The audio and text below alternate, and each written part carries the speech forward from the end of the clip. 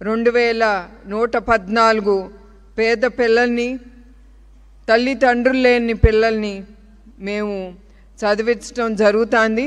అది కూడా Challapalli NTR memorial trust school ద్వారా అది మేము ముందుకు తీసుకెళ్తున్నాం. ఇప్పుడు వరకు అనేక స్కాలర్షిప్స్ ఇచ్చాం, దానికి 3.5 కోట్లు ఖర్చు అయ్యింది. అట్లానే జస్ట్ ఎగ్జామ్స్ పెట్టి 375 ఆడపిల్లలకి మేము స్కాలర్షిప్స్ ఇవ్వటం జరిగింది.